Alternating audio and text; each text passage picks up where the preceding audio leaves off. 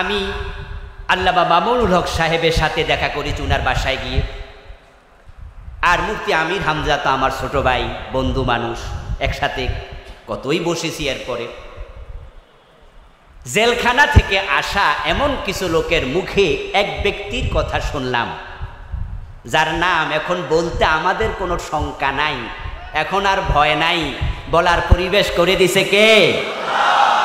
আল্লাহ। মীর কাশেম আলী রাহেমাহুল্লাহ বললেন যে জেলখানায় দায়িত্বপ্রাপ্ত কিছু লোক থাকে যারা তাদের তদারকি করে। মীর কাশেম আলী রাহেমাহুল্লাহকে শোনানো হলো যে আজকে তো আপনার রাতে ফাঁসি কার্যকর হবে। ওনার পরিবারের লোকেরাও দেখা সাক্ষাৎ করে চলে আসছে। উনি ফাঁসি কার্যকর হওয়ার ঘন্টা দেড়েক আগে উনার তত্ত্বাবধানকারী যে কারারক্ষী তাকে ডেকে বললেন, আমি একটু ঘন্টাখানেক ঘুমাইয়া সারি, তুমি আমাকে ঘন্টাখানেক পরে একটু ডাইকা দিও। ঘন্টা দেড়েক পরে ফাঁসি, উনি নাকি ঘন্টাখানেক ঘুমাবে। কারারক্ষী বললেন আমাদের ভাইদের কাছে, আমাদের একাধিক ভাই, আমি একাধিক ভাইয়ের কাছে শুনেছি, কারারক্ষী বলছেন যে আমি কিছুক্ষণ পরে এসে দেখি মীর কাশেম আলী ঘুমাচ্ছে, নাক ডাকার আওয়াজ আমি শুনতে পাচ্ছি, মানে নাক ডাকে ঘুমাচ্ছে। তা আমি ঘড়ির দিকে তাকাচ্ছি যে ঘন্টাখানেক পরে ডাকতে হবে। কিছুক্ষণ পরে এসে ডাকবো, ঘন্টাখানেক প্রায় হয়ে গেছে, এসে দেখি উনি এখন আর ঘুমে নাই, উনি নামাজে দাঁড়িয়ে আছে। আচ্ছা আমার ভাইয়েরা, আপনি একটু ভাবুন তো, একটা মানুষের কিছুক্ষণ পরে ফাঁসি হবে, এই মানুষ কি ঘুম আসতে পারে? তার কি ঘুম আসবে? আদৌ চেষ্টা করলো কি ঘুম আসার কথা? কিন্তু ব্যতিক্রম কিভাবে হলো? কিভাবে এটা সম্ভব? আমির জামাত মাওলানা মতিউর রহমান নিজামী রাহেমাহুল্লাহ, ওনার ঐতিহাসিক সংলাপ আপনাদের মনে আছে। এই কথাগুলো রাজনৈতিকভাবে নিয়েন না, দরকার নাই, কারণ রাজনীতি নিয়ে আমরা এ দুনিয়া আসিনি, মায়ের পেট থেকে এসেছিলাম, কোনো রাজনীতি করতাম না। আবার যখন চলে যাব তখনও আমরা নির্দিষ্ট কোনো দলের কর্মী সদস্য হয়ে যেতেও চাই না, আমরা কবরে যাব আল্লাহর নবীর দলের সদস্য হয়ে, ইনশাআল্লাহ। এজন্য আমাদেরকে যখন কবরে রাখা হবে তখন দোয়াও পড়া হবে, বিসমিল্লাহি ওয়া আলা মিল্লাতি রাসূল। কিন্তু কথাগুলো রাজনৈতিক ব্যক্তিত্ব দেয়, তাই বলে আপনি মনে করবেন না উনি মনে রাজনীতি শুরু করছেন। না, আমি জাস্ট কিছু লোকের উদাহরণ দিলে বুঝতে সুবিধা হয়। Example is the better then advice. কখনো কখনো উপদেশের চেয়ে দৃষ্টান্ত বেশি কার্যকরী হয়। আল্লাহর নাম বলতে গিয়ে আপনারা আসতে বলেছিলেন, তাই সেখান থেকে আমি এদিকে ঢুকলাম, ঠিক আছে না? মনে আছে না যে আল্লাহর স্মরণে প্রশান্তি আছে? আপনার অন্তরকে আল্লাহ প্রশান্তিতে ভরে দেবেন যদি আপনার জিহবাকে, আপনার কলবকে আল্লাহর জিকির দ্বারা আপনি সিক্ত রাখতে পারেন। জেলেও টেনশন হবে না, ফাঁসির মঞ্চ ভয় পাবেন না। মতিউর রহমান নিজামী রাহেমাহুল্লাহর দিকে তাকান। ওনার ছেলে যখন দেখা করতে গেল, উনি জিজ্ঞাসা করছিলেন, বাবা আমি ফাঁসির রশিতে যখন মঞ্চে যাব, আমি কি লুঙ্গি পরে যাব না পায়জামা পরে যাব? পরামর্শ করতে।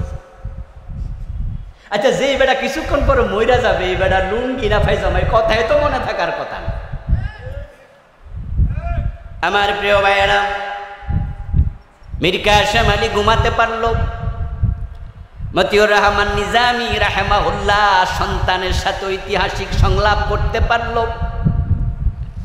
এটা আপনিও পারবেন, আমিও পারবো, কারণ যাদের অন্তর তারা আল্লাহকে দিয়ে দেয়, আল্লাহর স্মরণে ব্যস্ত রাখে, দুনিয়ার কোনো টেনশন তাদেরকে টাচ করে না।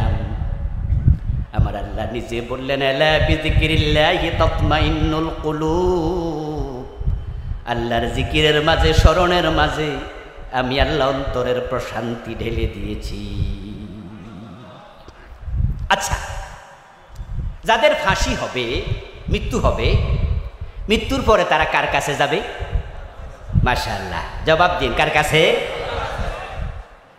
আচ্ছা, যে আল্লাহকে সারাক্ষণ মনে রাখে, সে জানে কিছুক্ষণ পরে ফাঁসি হবে, সে টেনশনটা কেন করবে? মৃত্যুর মাধ্যমে সে তো আল্লাহর কাছে পৌঁছে যাবে, টেনশন কেন করবে? আমরা যখন কারো মৃত্যুর খবর শুনি তখন আমরা কি পড়ি? ইন্না লিল্লাহি ওয়া ইন্না ইলাইহি রাজিউন। আচ্ছা, এটা কি মৃত ব্যক্তির জন্য দোয়া? অনুবাদের দিকে খেয়াল করলে বুঝবেন এটা মৃত ব্যক্তির জন্য দোয়া নয়। সলাতুল জানাজা হিয়া দুআউ লিল মাইয়িত। মূলত জানাজার নামাজটা হলো দোয়া। সেখানে আমরা তৃতীয় তাকবীর দেওয়ার পরে পড়বো আল্লাহুম্মা গফিরলি হাইয়িনা ওয়া মাইয়িতিনা, পড়বো না? আল্লাহুম্মা গফির লাহু ওয়ারহামহু ওয়াফিহি ওয়াফু আনহু ওয়াকরিম নুজুলাহু ওয়াসসি মুদখালাহু। আমরা মৃত ব্যক্তির জন্য জানাজার নামাজে দাঁড়িয়ে দোয়া করি। এজন্য প্রিয় নবীজি সাল্লাল্লাহু আলাইহি ওয়াসাল্লাম বলেছেন, ইজা সাল্লাইতুম আলাল মাইয়িত ফাআখলিসু লাহু দুআ। যখন তোমরা মাইয়িতের জন্য নামাজ পড়বা, তখন নামাজের ভিতরে তোমরা ইখলাসের সাথে তার জন্য দোয়া করবা। সালাতুল জানাজা হলো দোয়া। তাহলে মৃত্যুর খবর শুনে যেটা বললেন সেটা কি? সেটা হলো আত্মস্বীকৃতি। আপনি বললেন যেই লোকটার মৃত্যুর খবর আমি শুনলাম, সে কি একাই মারা গেল না আমাকেও মরতে হবে? ইন্না লিল্লাহি, আমরা সকলেই আল্লাহর জন্য, ওয়া ইন্না ইলাইহি রাজিউন, আমরা সবাই তার কাছে ফিরে যাব। আচ্ছা, যদি শাহাদাত যার হবে, ফাঁসি যার হবে, সে ঈমান রাখে আল্লাহর উপরে যে আমি কোন অন্যায় করি নাই, বিনা অপরাধে আমাকে ফাঁসি দেয়া হচ্ছে, তার এই মৃত্যুটা স্বাভাবিক মৃত্যু না শাহাদাতের মৃত্যু? কথা বলেন প্রিয় ভাইয়েরা। আপনি জানেন যে আপনি নির্দোষ, দুনিয়ার সব মানুষ জানে আপনি দোষী। এমন অপপ্রচার আপনার বিরুদ্ধে চালানো হলো যে আপনার মা, আপনার বাবা পর্যন্ত জানে আপনি একজন খারাপ মানুষ। ইব্রাহিম আলাইহিস সালামকে যখন আগুনে ফেলা হলো, আগুনে ফেলার আগে ইব্রাহিম আলাইহিস সালাম নিচের দিকে তাকিয়ে, সরকির দিকে তাকিয়ে, যেটা ধরে ঘুরাচ্ছিল যেন ইব্রাহিম সরকি টান দিলে মাঝখানে গিয়ে পড়ে। আগুন তো খুব জ্বলছিল, কাছাকাছি যাওয়া যায় না, ফেলবে কিভাবে? যারা সরকি টানতেছিলেন, ইব্রাহিম আলাইহিস সালাম নিচের দিকে তাকিয়ে দেখেন তাদের মাঝে তার বাবা আজরটাও আছে। তার বাবা আজরও সরকি টানতেছে, ছেলে যেন আগুনে পড়ে। মাঝে মাঝে অপপ্রচার, মাঝে মাঝে ভুল চিন্তা এতটা গভীরে চলে যায়, নিজের আপনজন বিরোধী হয়ে যায়। অথচ যে ইব্রাহিমের বিরুদ্ধে পুরা জাতি একমত হয়ে গেল, তার বাবা আজর সহ চিৎকার দিয়ে আওয়াজ দেবেন, সেই ইব্রাহিম কি দোষী না নির্দোষ? ইব্রাহিম আলাইহিস সালাম যখন আগুন থেকে 40 দিন পর বের হলেন, কিচ্ছু হয়নি উনার জন্য আগুনকে ফুল বাগান আল্লাহ বানিয়ে দিয়েছিলেন। ইব্রাহিম আলাইহিস সালাম যখন আবার কালেমার কথা বললেন, মূর্তিদের বিরুদ্ধে বললেন, তখন ইব্রাহিমের বাবা আজর বলেছিল, লা ইল্লাম তানতাহি লা আরজুমান্নাকা ওয়াহজুরনি মালিয়া। ইব্রাহিম, তুমি কি এখনো থামবা না? তোমার কারণে এ নমরুদ আমাকে গালিগালাজ করে, আমি তোমার বাবা, তাই আমাকে গালি দেয়। ওয়াহজুরনি মালিয়া, তুমি আমাকে একটু শান্তিতে থাকতে দাও, তোমার কারণে আমিও অশান্তিতে ভুগতেছি। যদি তুমি না থামো, লা আরজুমান্নাকা, আগুনে ফেলেছিলাম, পড়ায় নাই আগুন, তাহলে আমি নিজে তোমাকে পাথর মেরে হত্যা করব।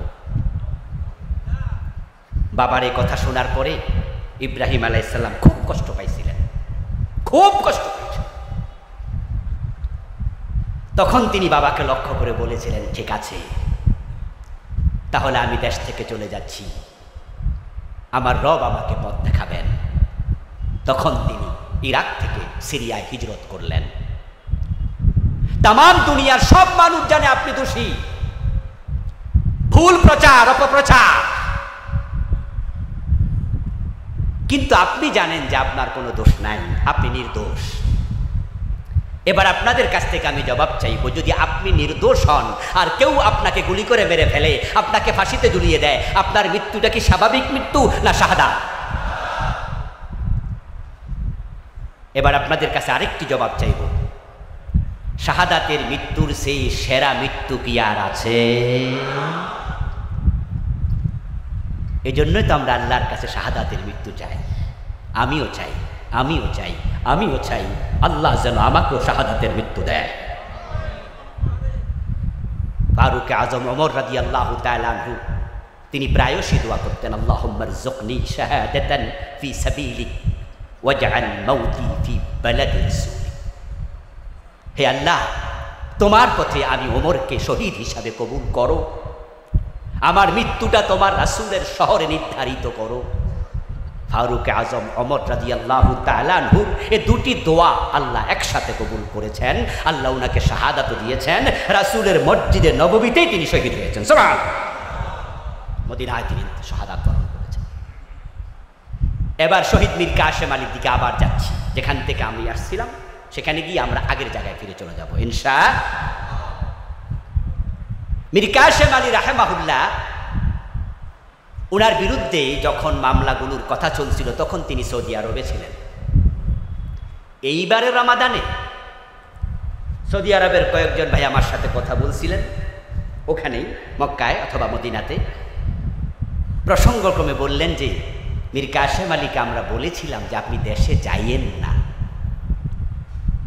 কয়েকজন অ্যারেস্ট হয়ে গেছে, বাকিদেরকে অ্যারেস্ট করবে, অবস্থা ভালো না, আপনি দেশে যাইয়েন না। উনি তখন জবাব দিয়েছিলেন, আমি দোষ করিনি, যদি পালিয়ে থাকি তাহলে কেউ ভুল বুঝা আমাকে দোষী মনে করতে। যেই লোক নিজেকে নির্দোষ দাবি করতে পারে, জানে তাকে যে কারণে ফাঁসি আজকে রাতে দেয়া হবে ওই কারণগুলোর সাথে তার ন্যূনতম সম্পর্ক নাই। তিনি জানেন যে আমার এই মৃত্যু সাধারণ মৃত্যু না, আমি আল্লাহর সাথে মোলাকাত করব, এটাই শাহাদাতের মৃত্যু হবে। তাহলে তার অন্তরে টেনশন আসবে কেন? তার প্রশান্তির ঘুম তো হতেই পারে।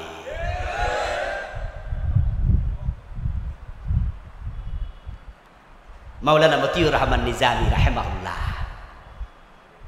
28 অক্টোবরের কথা আপনাদের মনে আছে? 2000 কত সন ছিল? 6।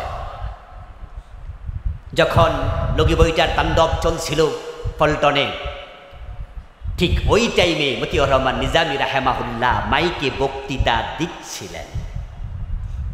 ওনার বক্তৃতাটা চলাকালেই মূলত লগি বৈঠার তাণ্ডবটা শুরু হয়।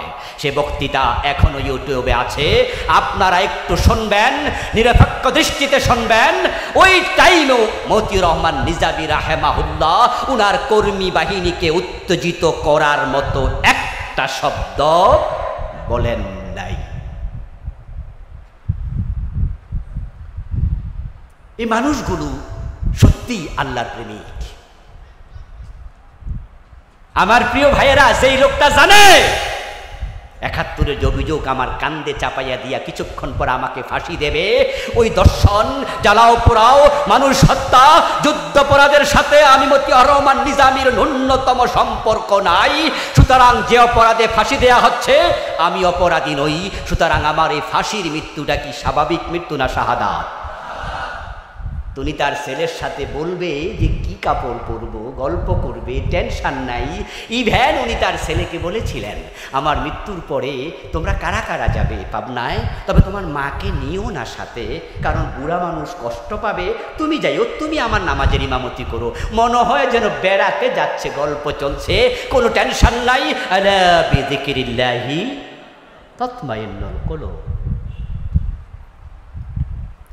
আমার প্রিয় ভাইয়েরা, বলছিলাম ইয়া আইয়ুহান ফিস সিলমি কাফা, ও ঈমানদারেরা তোমরা ইসলামে পরিপূর্ণ প্রবেশ করো।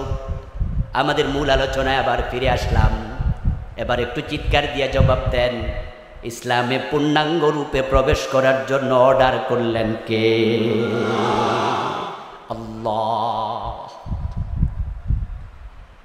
আল্লাহ যখন বললেন কুতিবা আলাইকুমুস সিয়াম, তোমাদের উপর রোজা ফরজ করা হয়েছে, রোজা রাখার জন্য আল্লাহ অর্ডার দেওয়ার পরে রোজা রাখা নফল না ফরজ? আল্লাহ যখন বললেন আকিমুস সালাহ, তখন নামাজ দিনে 5 বার কায়েম করা নফল না ফরজ? আল্লাহ যখন বললেন সামর্থ্য যার আছে, ওয়ালিল্লাহি আলান নাস হিজ্জুল বাইত মান ইসতাতা ইলাইহি সাবিলা, সামর্থ্য থাকলে জীবনে একবার হজ করো, সামর্থ্যবানের জন্য হজ করা নফল না ফরজ? তো আল্লাহ অর্ডার দিলে কাজ করাটা কি হয়?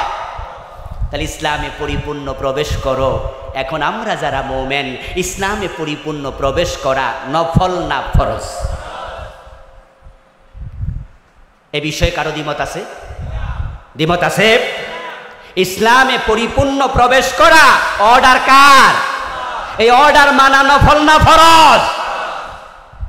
এবার বলুন তো, যে ইসলামে নামাজ আছে সেই ইসলামে চোর ধরে হাত কাটো, এই অর্ডার আছে না নাই? 53 বছরের বাংলাদেশে এই অর্ডার পালন করছেন কয়দিন? যে ইসলামে রোজার কথা আছে, জেনা করলে অবিবাহিত নারী পুরুষকে 100 বেত্রাঘাত করো, বিবাহিত হলে পাথর মারো, এমন অর্ডার ইসলামে আছে না নাই? তো সেই আইন বাংলাদেশের 53 বছরে মানছেন কয়দিন? হজ করার জন্য আওয়ামী লীগ, বিএনপি, জাতীয় পার্টি, জামাত ইসলাম, নেজামে ইসলাম সব দলের লোক মক্কায় যায়। সৌদি আরব বাংলাদেশে কোঠা দেয় 1 লাখ, লাইনে থাকে 1.5 লাখ, বাকি 50,000কে হজ মন্ত্রণালয় বলে এ বছর যাওয়ার সুযোগ আপনার নাই, পরের বছর যাইয়েন। 1 বছর হজ করে না, 2 বার 3 বার করে, 5 বার 10 বার হজ করে, এমন লোকও আছে না নাই? যে হজ করার জন্য জামাত, বিএনপি, আওয়ামী লীগ, জাতীয় পার্টি সবাই মিলে দৌড় মারলেন মক্কায়। হজ আপনার উপর ফরজ, এটা আল্লাহর বিধান। মদ পান করলে 80 বেত লাগাতে হবে, এই বিধানটা ইসলামে আছে না নাই? 53 বছরে কয়জন মদখোরকে 80 বেত লাগিয়েছেন? তাই ইসলামে আমরা বাংলাদেশের লোকেরা পুরাপুরি ঢুকছি না অর্ধেক? অর্ধেক ঢোকার অনুমতি আপনাদের দিল কে?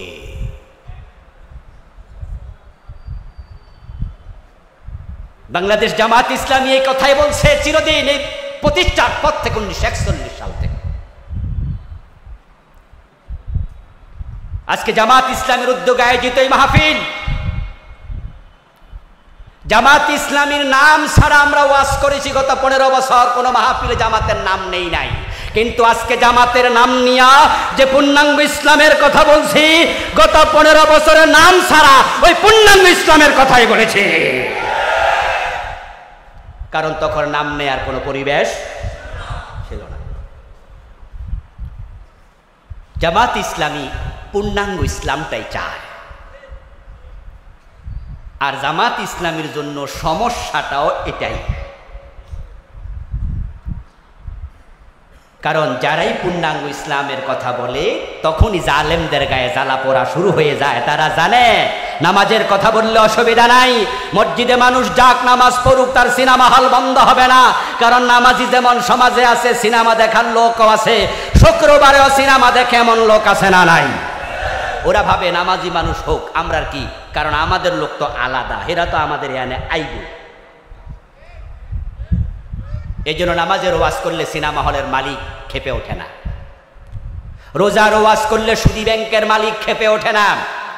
কারণ সুদী ব্যাংকের মালিক জানে এই দেশের সব মানুষ যদি রোজা রাখে, এই দেশের সুদ কি বন্ধ হয়ে যাবে? সুন্দরই চলছে, আরো ভালোই চলবে। বরং রমাদান মাসে ব্যাংকে লেনদেন কি কম হয় না বেশি হয়? তো সুদী ব্যাংকে রমাদানে সুদ মওকুফ থাকে, ঠিক না? ওরাও জানে পাবলিক রোজা রাখলেও সুদের কোনো অসুবিধা। এই জন্য নামাজের ওয়াজ যে হুজুররা করে, যে দল করে, রোজার ওয়াজ যে পীর সাহেব করে, হজের ওয়াজ যে আলেম ওলামা করে, পূর্ণাঙ্গ ইসলামের কথা বলে না, ওই পীর ওই আলেমদেরকে জেল খাটা লাগে না, তাদের বিরুদ্ধে মামলা হয় না। কারণ যারা অর্ধেক ইসলাম মানে তারা শয়তানের দোস্ত।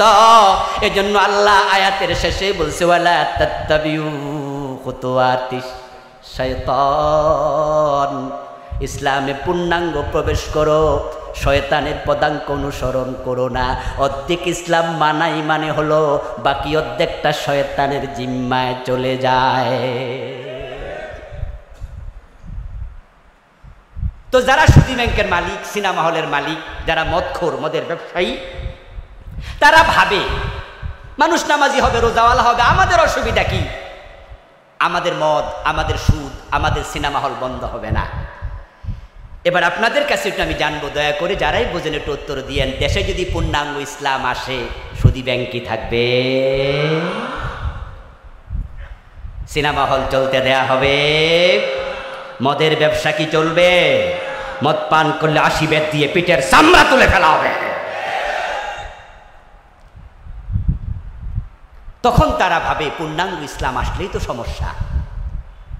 এই জন্য তখন তারা, যারা পূর্ণাঙ্গ ইসলামের কথা বলে, তাদের বিরোধিতা করে।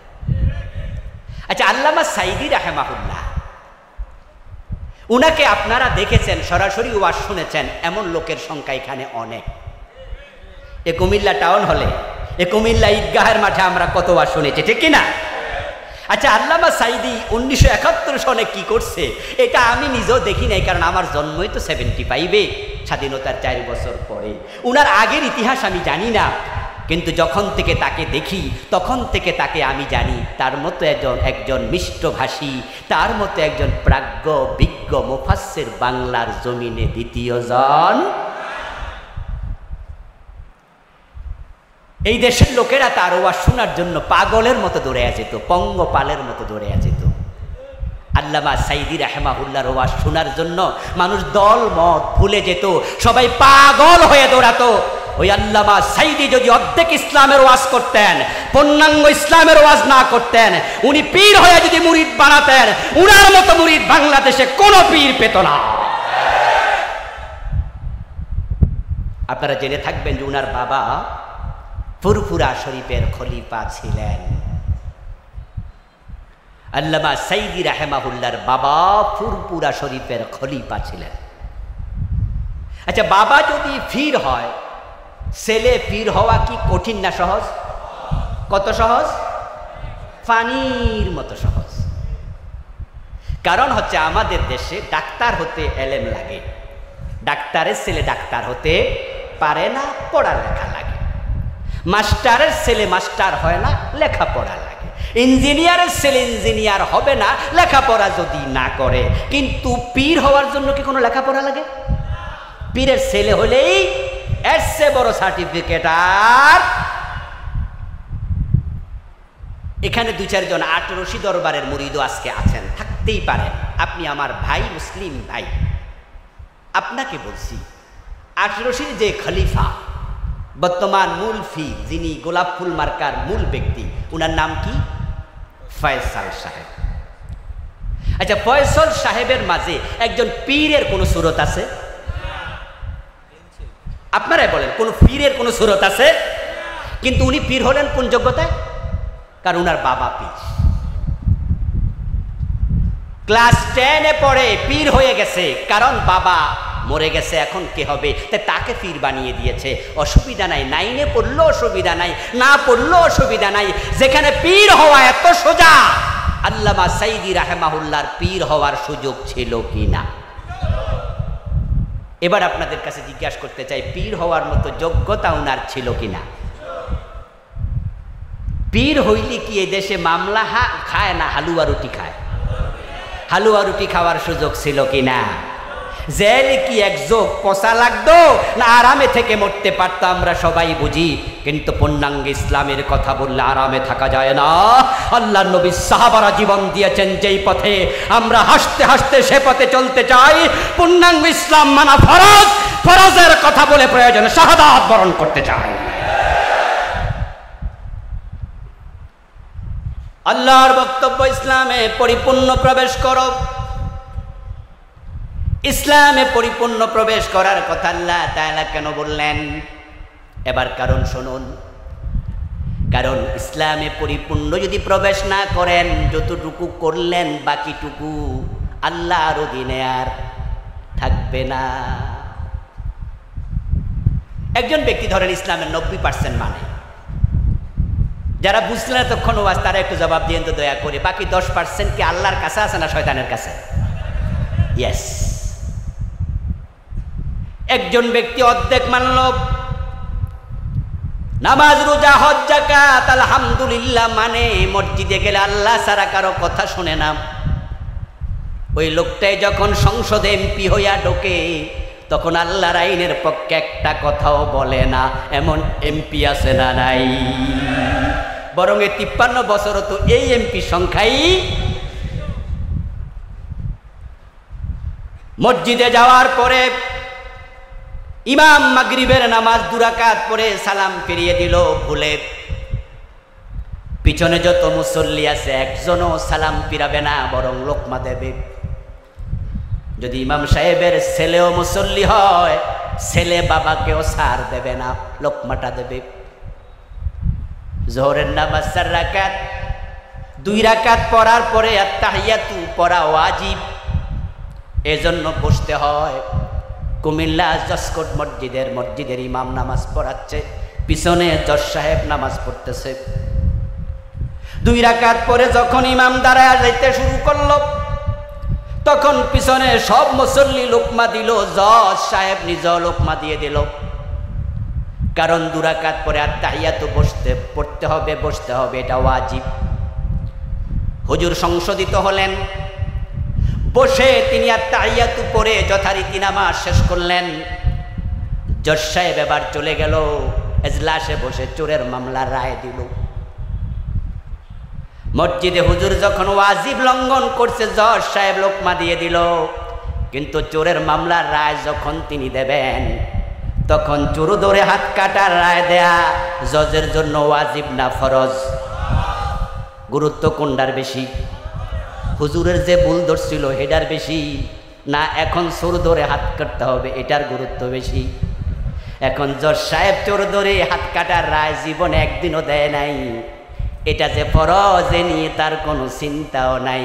কারণ এমন জজ, এমন ব্যারিস্টার বাংলাদেশে তৈরি হয়েছে, যারা মানুষের আইনের রায় দিতে দিতে দিতে দিতে আল্লাহর আইনের কথা ভুলে গেছে।